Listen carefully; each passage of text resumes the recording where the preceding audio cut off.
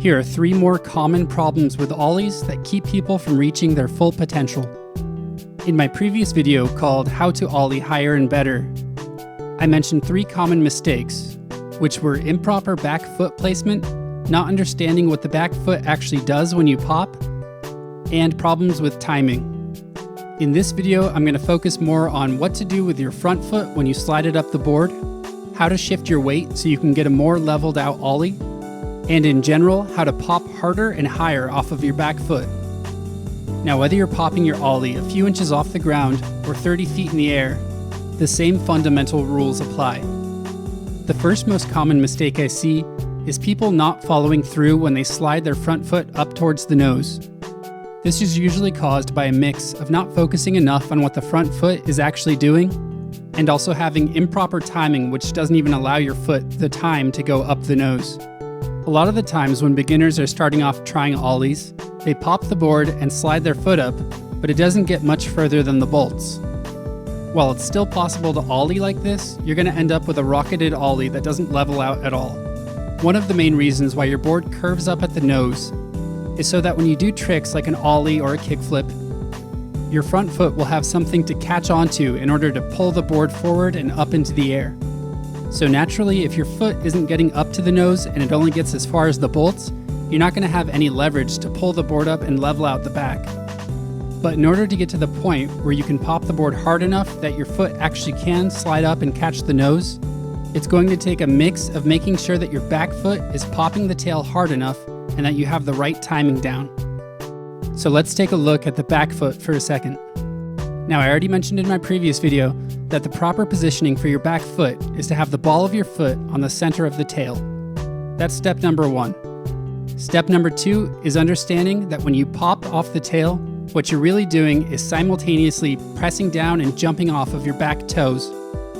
It's the same concept as jumping off the ground without a skateboard. If you try and do this flat-footed, you'll look weird and you won't get very high.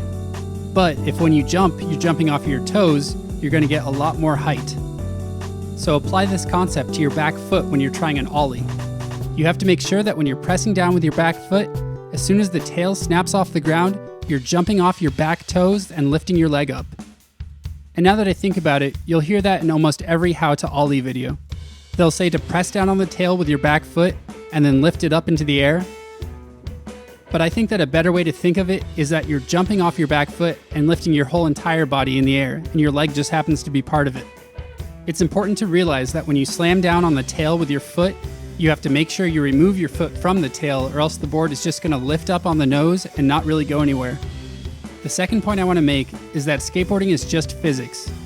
Your skateboard is just a piece of wood that is reacting to the forces you're putting into it. With that concept in mind, just think about the fact that if you slam down on the tail and let the board fly up into the air, it's going to go as high as gravity allows it.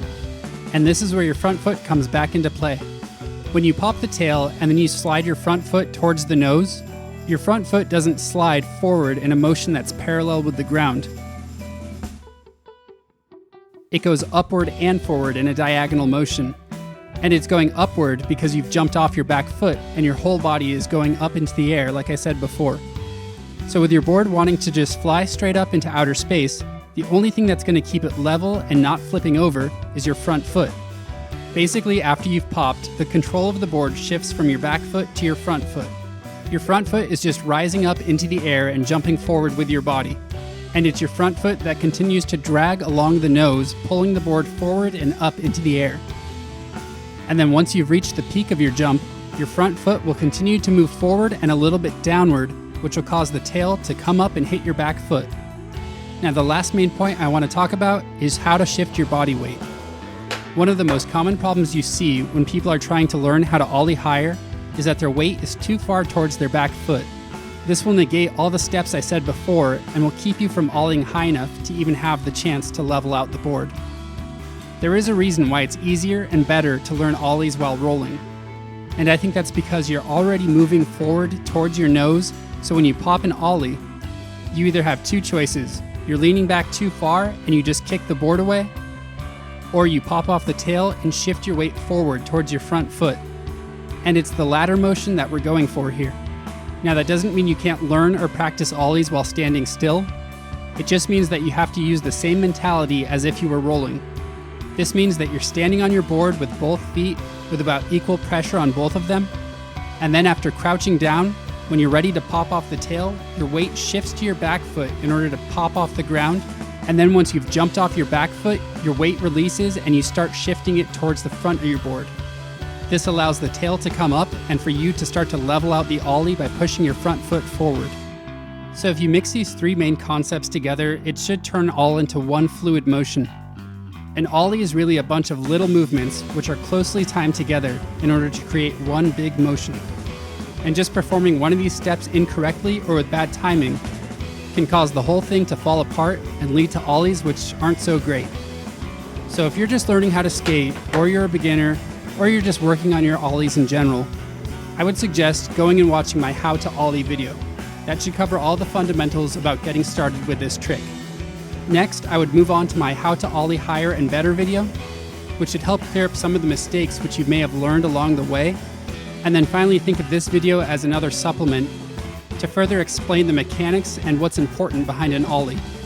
So I hope that this video helped add even just a little bit more knowledge to your understanding of an ollie. It can be hard to put into words the minute details that you may not even be noticing you're doing. So my last suggestion would just be go watch a bunch of videos of people doing ollies. But the absolute most important thing to do is to go out and practice.